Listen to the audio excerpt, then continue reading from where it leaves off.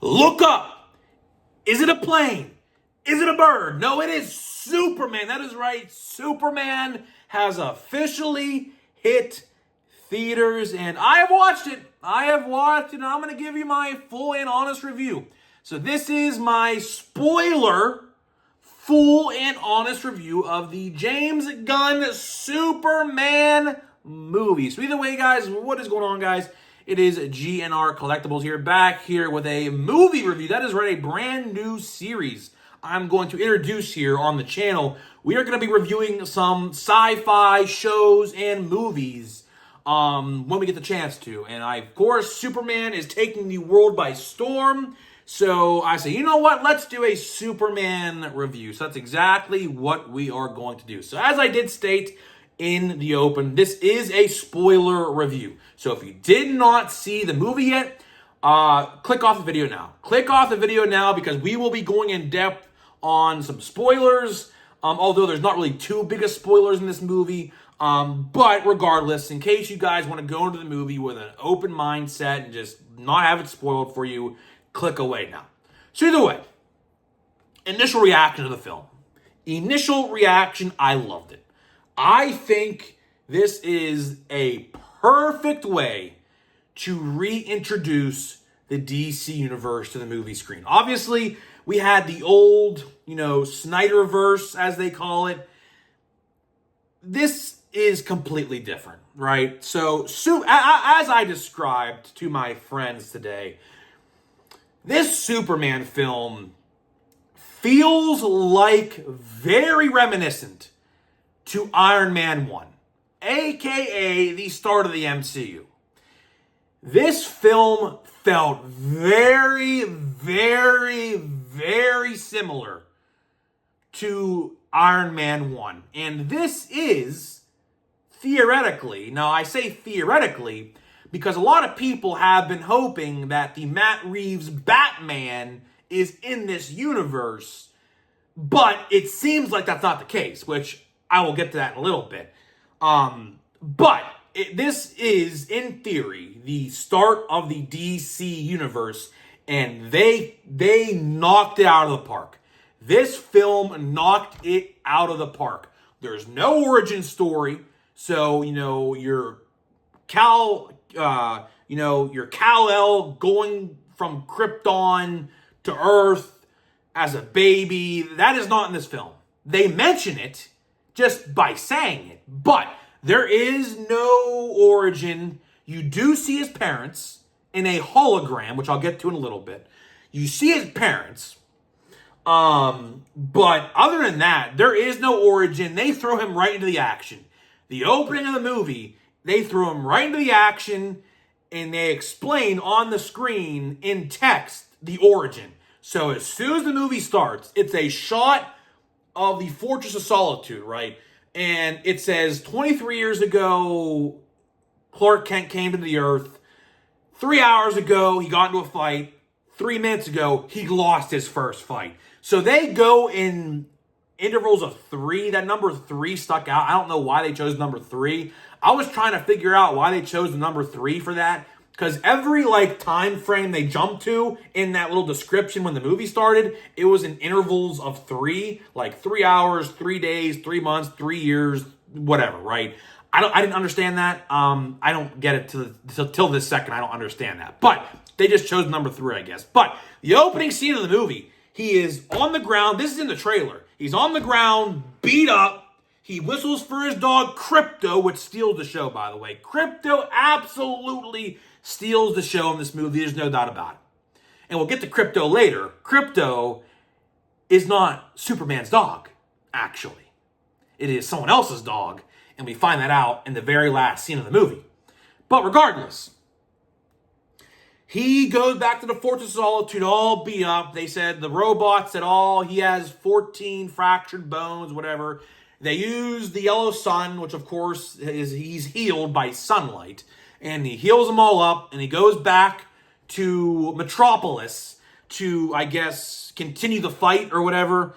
They didn't actually say if it was directly after. I assume it was because it was literally right after. He gets healed and he goes right back to Metropolis, where you see Ultraman and him fighting. And of course, Ultraman we'll get to later because we get a huge reveal who Ultraman is.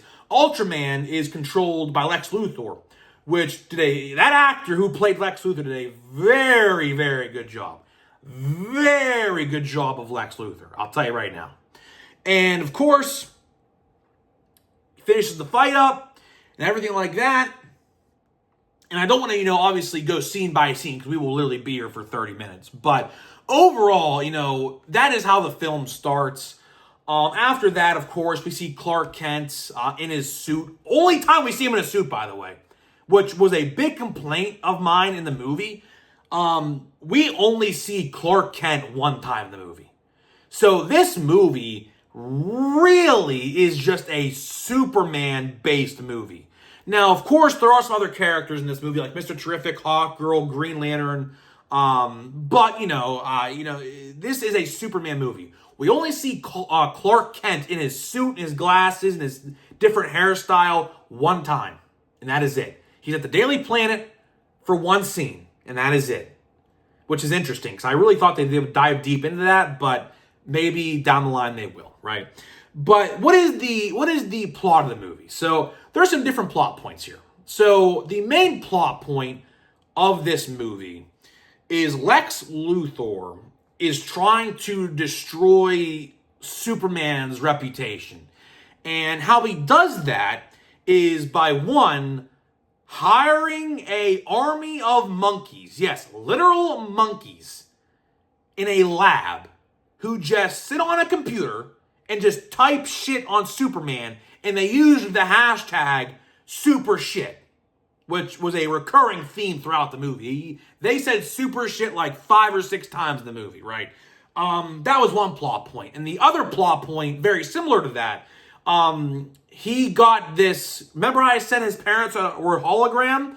Well, Superman only ever saw the first part of the hologram, and the second part of the hologram he never saw. But what happens is Lex Luthor actually breaks into the Fortress of Solitude and actually decrypts the last part of the message. The last part of the message, his parents basically, to sum it up, said, "You're a king to these people. If they disobey you, eliminate them."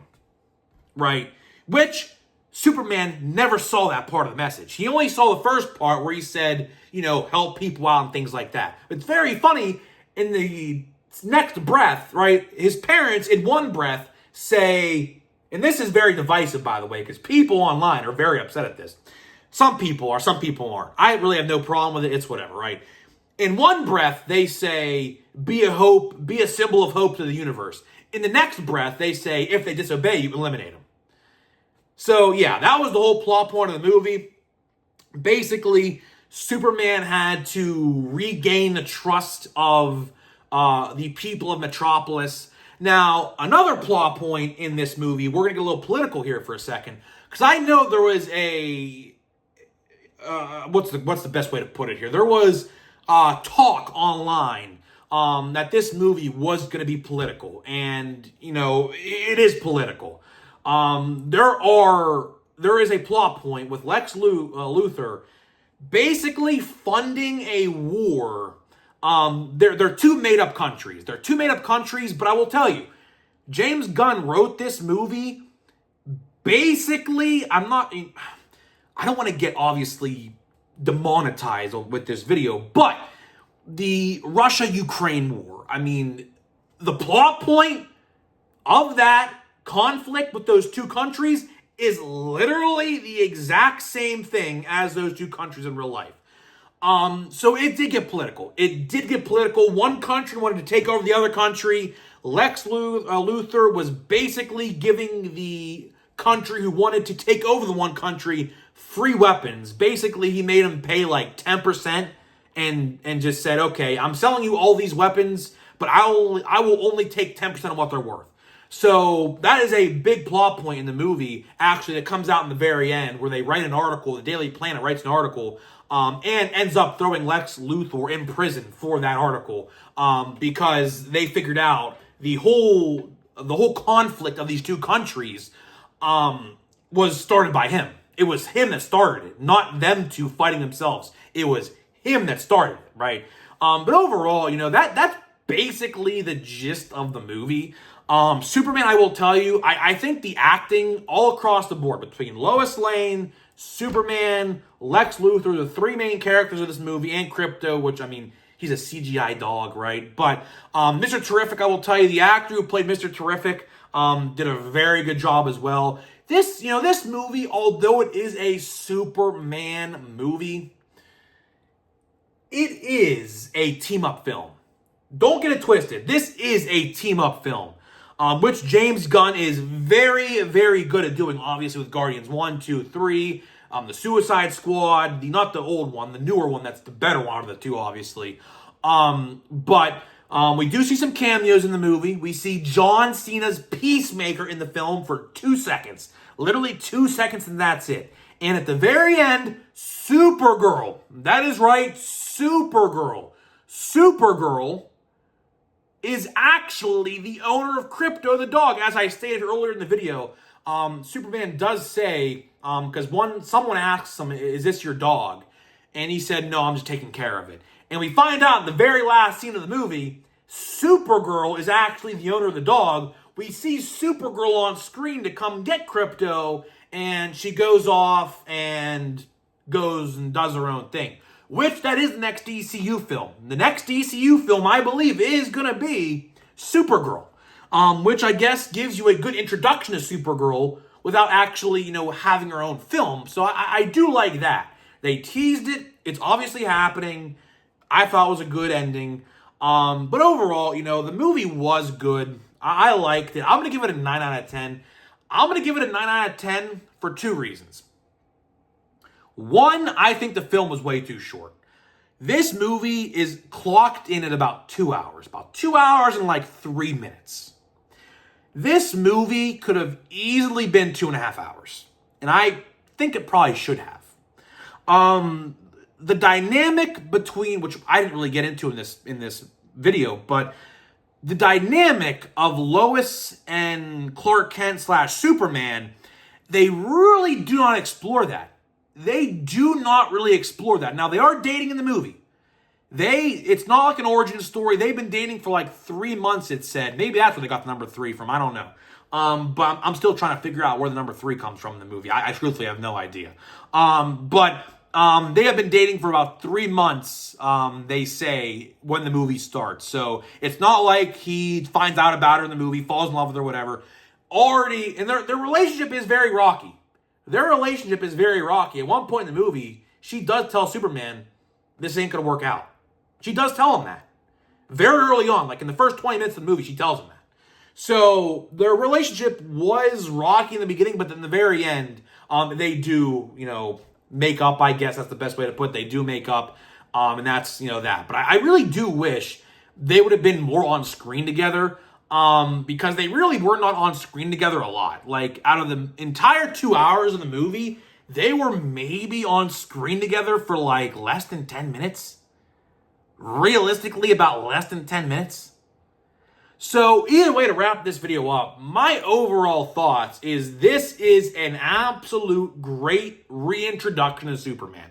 I know people like Henry Cavill, I get it, right? But this is a new era. We are in a new era of DC. The Snyderverse is gone. This is now James Gunn's DCU, right? I thought this was a very good film from a comedy standpoint. A lot of people think Superman, in the past, Superman has been a very stern character, like a business guy. Like, I'm here for business and that's it. But this version of Superman that we got in James Gunn's universe is very comedic. He will tell you one-off, like, line jokes. He is not afraid to crack a joke. He cracked a lot of different jokes at a lot of different times. Some funnier than others, obviously. Some didn't really hit. But the real only complaint, and this is the last thing I'll say, the only real complaint I had in the movie was the CGI. The CGI, I don't know if this was intentional. It may have been, may not have been. But the CGI was very wonky. Like, when he was, like, flying, they had a shot like when he was flying. Like here, I'm gonna just take this for an example. My Elgato camera. Like when he was flying on screen, they put the camera literally like this close to his face, and it was a very, very weird angle. And there was one part in the movie, when they fought at Progressive Field, Metropolis Field. They used the Cleveland Indians or Guardian Stadium to film this scene. The camera was like all shaking around. It was like all shaking around, like it was going upside down, around. It literally made me dizzy. Like that scene where they were fighting at Metropolis Park or Field, literally was making me dizzy because the camera was going up, down, around, upside down, left, right. It was wild. So I don't know how people are going to like that, but I'll tell you, if you get dizzy easily when that scene happens, just close your eyes. Seriously, close your eyes because you will get dizzy. You will get dizzy. My aunt and my grandpa, they both said they actually got dizzy at that because it was mind like fucky. Like it goes up, around, all the way around. It was crazy. But overall, I will say the film was good. The film was good, and the end credit scenes, you don't have to stay for them. The end credit scenes are not important literally at all. If you want to see them, I'm not going to go in depth because there literally is no reason to go in depth with them. It's literally one scene is him and Crypto on the moon, like hugging on the moon. And it's literally like a 3-second clip. And the last clip is him and Mr. Terrific basically talking about constructing a building that got destroyed in the final battle. And he said, does this seem a little bit off to you? Right? And that's basically how the movie ends, right? So the end credit scenes, I wouldn't stay for, honestly. But overall, film was good. The film was very good. And I left the film wanting more, right? As someone who goes to the movies, and I watch basically every superhero movie you can watch. I watch every single one of them. When you leave a movie wanting more, that is generally a good sign that, it was a good movie, right? So obviously there's going to be a sequel, obviously. You will see Superman in a lot of different things. I think Superman will probably be in Supergirl, probably have a cameo or two. I could see it happening as well. But I'll tell you, Superman's here, man. The new DCU is here, and it is probably here to stay. Because they started off with a bang. Superman was an absolute smash hit. This movie is, as of right now, there hasn't been too many superhero movies this year yet, but Thunderbolts was very good, and this was very good. And I will review the Fantastic Four. Fantastic Four comes out in 2 weeks. I'll be seeing it the first day as well, so we'll have a review when we watch it. I am very excited for this Fantastic Four. I am skeptical on a couple things, but we'll see how they play out on the screen. So obviously I don't want to, make a predetermined judgment on that, but we'll see. Either way, guys, hopefully you guys enjoyed my Superman movie review. Let me know what you think about the movie down below. Did you like Superman? Did you not? Let me know what you think, and I'll see you guys in the next one.